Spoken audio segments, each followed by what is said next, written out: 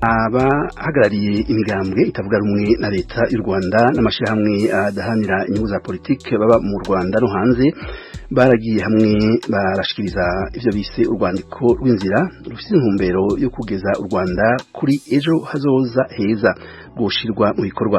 Iyo nama yakozwe ku buryo bw'ikoranabuhanga yatunganijwe na Victoire Ingabire arongoye umugambwe Dalpha Umurinzi afatikanije na Maître Bernard Ntaganda arongoye umugambwe PS Imberakuri. Umugenzi wacu Venuste Nshimiyimana yavuganye na Ntaganda amubaza uko iyo nama yagenze. Urakoze cyane Venuste, ni inama koko twakoze ku ikoranabuhanga rya Zoom.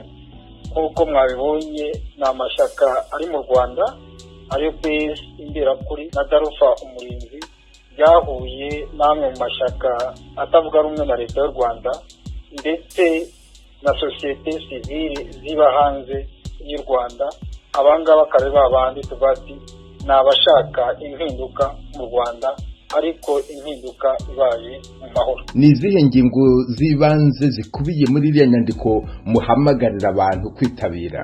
Iyo ni inyandiko ikomeye cyane dore ko twanayigejeje ku mukuru w'igihugu ku itariki ya 24/6 uyu mwaka. Iyi nyandiko rero ikubiyemo ibibazo igihugu gifite ariko kandi tugashyiramo n'ibisubizo by'ibyo bibazo u Rwanda rufite. Wenda mu magambo make turashaka gutunga agatoki bimwe muri ibyo bibazo nk'ikibazo kijyanye n'ubwisanzure, tugatunga agatoki ku kibazo kijyanye na demokarasi, tugatunga agatoki ku kibazo cy'ubumwe n'ubwiyunge bw'Abanyarwanda, tugatunga agatoki ku kibazo kijyanye n'impunzi dore ko kugeza ubu ngubu nk'uko imibare ibyerekana u Rwanda ruri mu bihugu bya Afurika bifite impunzi nyinshi inyanyaguye hose ku isi. Ari mwebwe muhagarariye ayo mashyaka PS Imberakuri n'iryo rya Dalpha Umurinzi, ntabwo mwemerewe gukorera mu Rwanda, n'amashyaka mwatumije nayo ntabwo yemerewe gukorera mu Rwanda. Kubera iki mukora ibintu bidakurikije amategeko? Bwana Venuste, ntabwo ari byo, ntabwo twemereye gukorera mu Rwanda, sibyo. Ndatanga nk'urugero nk'ishyaka PS Imberakuri ni ishyaka ryemewe mu mwaka w'2007. Urumva rero ni ishyaka ryemewe gukorera mu Rwanda, icyo kintu cyumvikana. Iryo ryawe ntabwo ryemerewe gukorera mu Rwanda, Maître Ntaganda? Iyo ni imvugo ya yindi ivugwa n'abantu bo muri FPR. Ishyaka PS Imberakuri ni ishyaka ryemerewe gukorera mu Rwanda. Niba haranavutse n'ibibazo byo muri PS ntago bikemurwa na FPR, ibibazo muri PS bikemurwa n'inkiko. Kugeza ubu ngubu rero izo nkiko ntizigeze zifata icyemezo ikibazo cya PS. Ni ukuvuga ko ubuyobozi bwa PS buguma bwa bundi bwemejwe n'inama ya minisitiri mu mwaka w'2007. Usobanura ute ukuntu amashyaka akorera mu Rwanda nk'iryo ryawe rya PS Imberakuri n'iryo rya Dalpha Umurinzi mukorana n'andi mashyaka ari hanze leta y'u Rwanda amwe ikekaho kuba afite ibitekerezo byo gukoresha uburyo bw'iterabwoba?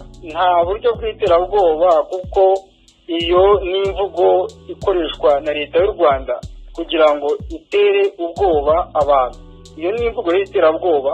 Umuntu wese ushatse gutanga igitekerezo gitandukanye n'ishyaka riri ku butegetsi bya FPR, uwo wose bavuga ko akora iterabwoba. Ikindi, amategeko y'u Rwanda arasobanutse. Niba twebwe batwita ko dufite ibikorwa by'iterabwoba, amategeko nakurikize, turahari, turi mu Rwanda, turemye rwose, nta kibazo dufite. None iriya nyandiko ko mwayigejeje ku mukuru w'igihugu mu kwezi kwa gatandatu uyu mwaka, yigeze abasubiza? Umukuru w'igihugu ntaradusubiza, ubwo yagize akazi kenshi, ariko twizeye ko rwose azadusubiza. Ikindi kandi twebwe turi Abanyarwanda, tubyemerewe n'itegeko nshinga cyo kwandikira umukuru w'igihugu tumubwira ibibazo bibangamiye u Rwanda. Maître Ntaganda perezida w'ishyaka PS Imberakuri ndagushimiye cyane kubw'aka kanyuhaye ijwi ry'Amerika. Murakoze Venuste, ndabashimiye nanjye. Turagushimiye nawe Venuste Nshimiyimana. Abacuruzi bo mu rwego rubayabaye bakora ubucuruzi bwambukiranya imipaka hagati y'Uburundi na Kongo batangaza ko amafaranga bishuzwa yo kwipimisha COVID-19 kugira ngo bajabuke urubibe yabateje igihombo. Basaba ko ayo mafaranga akurwaho. Ni inkuru y'umumenyesha makuru w'ijwi ry'Amerika Beza Dastengabo ari ibuvira. Ugeze ku mipaka ya Kavimvira na Gatumba ihuza ibihugu by'u Burundi na Republika ya Demokarasi ya Kongo, usanga hari urujya n'uruza rw'abacuruzi, ariko ubajije bamwe mu bacuruzi bato bato bavuga yuko kubera amafaranga angana n'amadolari 15 bishura ku mupaka w'u Burundi n'andi 5 basabwa kwishura ku mupaka wa Kongo byatumye imirimo yabo idindira. Musemakweri buhendwa agendana ubumuga akora umurimo wo kwikorera ibidandazwa akoresheje ikinga. Twamusanze ku mupaka wa Kavimvira. Ndi ngaha ndiko ndaraba ngenda gutegereza nk'umuntu wavuye mu Burundi azanya akazigo nkagashira ku ikinga akampa igihumbi, ari kugira ngo ndagashikira iyo kari mu Gatumba nta buryo mfishe. Ndabonye ngene gasize muri Kongo ndagasire ku ikinga ndagashikanira umuntu ajya muri Kongo nawe nta kintu nkora. None nzoge tuzobaho gute? Niba twugurira inzira turonke natwe ukunze turashikariya mu Gatumba twikorera akazigo tukazana turonka 2 turonka 3 bizoba bimaze, ariko turonka inzira. Mimi Bigirimana acuruza amazi na za pasteke abavanye mu gihugu cy'u Burundi avuga yuko kubera amafaranga y'igipimo cya corona basabwa ku mipaka urubyiruko rwishe guhagaritsa imirimo y'ubucuruzi bwambukiranya imipaka rwari rusanzwe rukora. Biratugora gose twaba dufise umutahe nk'ibihumbi 30, 50, 60. Urumva rero muri ico gihe twaciye duhagarika gukora kubera Covid. Umva tuje kuri frontiere bataba dusaba amafaranga yo kwipimisha corona. Muri wo kwipimisha corona mu Burundi dutanga 15,000 nk'imvukira z'i Burundi.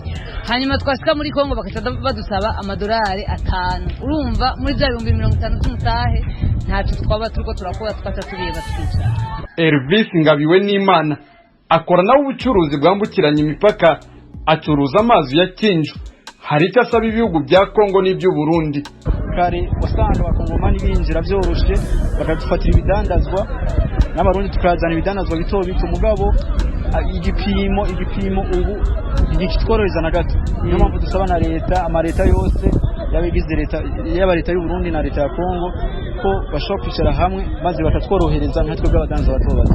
Mbere y'uko iki cyorezo cya corona kibasira isi, bamwe mu bakora urudandazwa ruciriritse rwambukiranya imipaka bavuga yuko bari babayeho mu buzima bwiza ugereranyije nuko babayeho muri iki gihe. Corona itaraza twari nk'abami, twaragenda mu Gatumba tukazana ikaza y'ibiyeri tugashira ku ikinga ndayawe n'umukongomani yiranguriye mu Gatumba ngo ndabishigere muri Kongo akampa 5,000 umugore agasuma.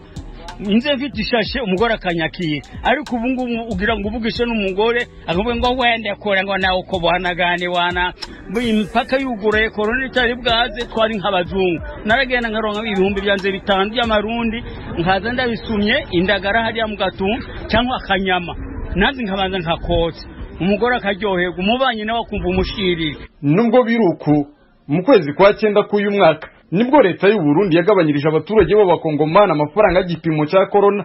Ayo mafaranga yavuye ku madolari 30 agera ku madolari 15 yishugu k'umukongomani yije mu Burundi.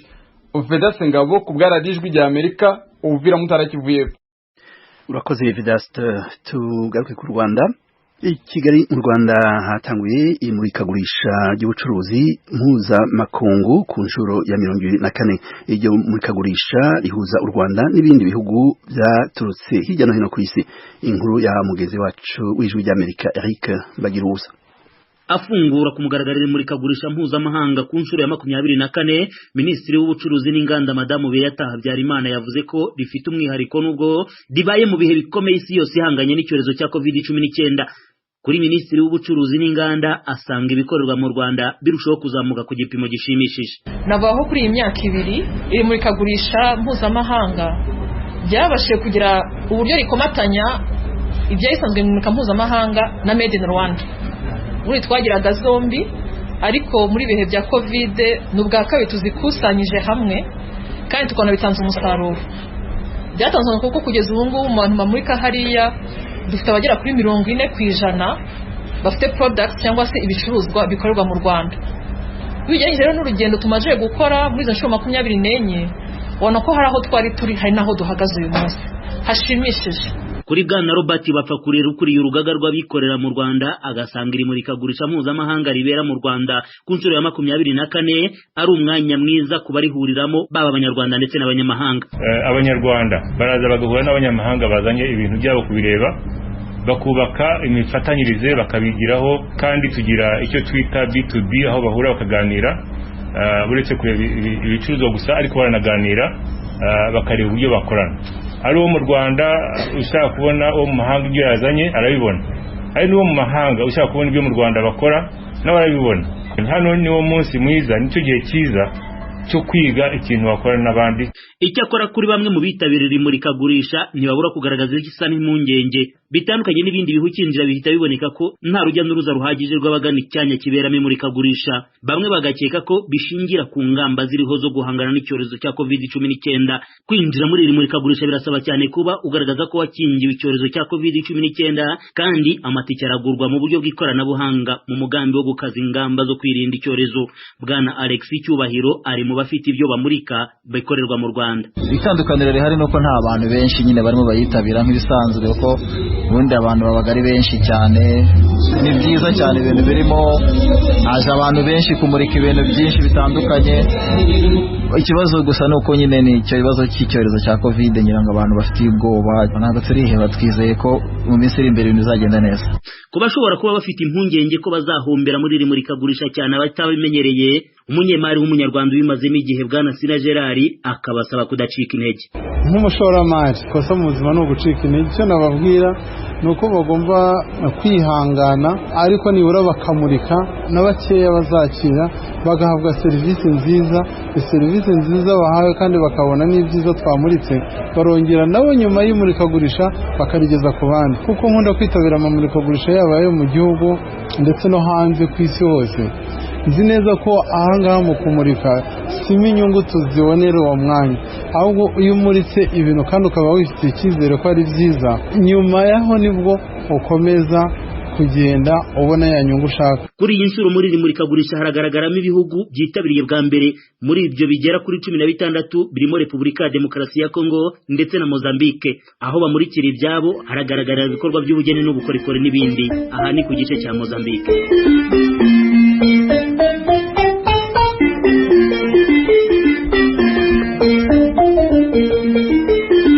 Bwana Gilbert uhagarariye abikorera muri Mozambique yatubwiye ko hari byinshi biteze muri iri murikagurisha bitabiriye ku nshuro ya mbere.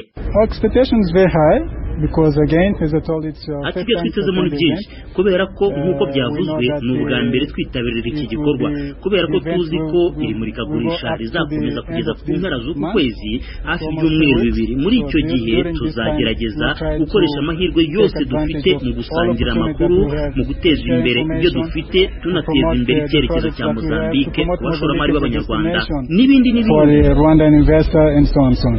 Kuri ubu haragaragara ibihugu bisaga 60 byaje muri iri murikagurisha ku nshuro ya 24 birimo ibihugu 16 bishya.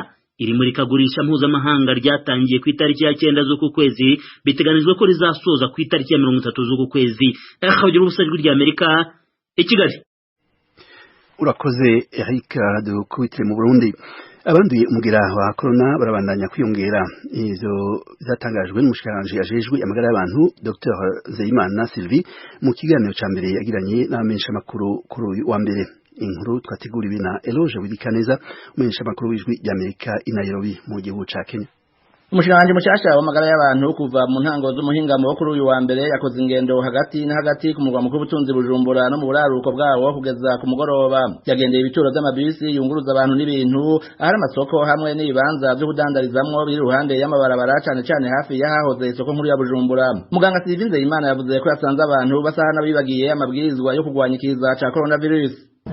Kuri bijya bituro by'amabisi twabonye yuko abantu binjira mu mabisi atatiga dutambara dufuka amazuru n'umunwa bambaye. Kuri bijya bibanza by'idandarizo twabonye yuko hariho indobo zirimo amazi acafuye, ubona yuko yoba adakoreshwa hari aho twabonye bafise n'amazi mugabo atasabuni zihari twabonye yuko rero hariho kudebukirwa ku bijanye no kwikingira umugera wa coronavirus. Umupatoni Nzeyimana twari ubushikiranganji bw'amagara y'abantu mu Burundi yasiguye ko yahimirije abanyabujumbura kugira bareke kwijajara. Yanemeje kubitigirira ivy'abandura COVID-19 muri iyi misi vyasubiye kuduga, ariko hageze kwishura umumenyesha makuru yamubajije ivyo bitigiri kanuni ntiyarashe ku ntego. Ibitigiri by'abanduye umugera muri no misi biriko biraduga mu gihe twari tumaze amezi ivyo bitigiri by'abo dusanga bafite umugera wa coronavirus ari bito mugabo se ku rugero runini cyane. Nico gituma twabonye yuko twoca tuza hakiri kare kugira ngo twibutse abantu kugira ngo ntibibandanye biduga cyane. Sylvain Habanabakize umuvugizi w'urwego ruvugira abagwayi mu Burundi Semebu avuga ko ashima ko COVID-19 ikiragwanywa, ahamagarira abantu kwirinda cyane ku giti cyabo. Tubona akigoro ntangere dushima muri Semabu kuko uravye ico kiza uno munsi niko kiragwanywa ibintu byitayeho abagwayi batera biyongera turavye ku munsi rero ko bafashwe twumvushaje bamwe y'abantu uvuga ko ariko barafatwa neza atashotse ko arakora kugira ibintu bigende neza. Icyo Rwanda babwire cyo nuko burya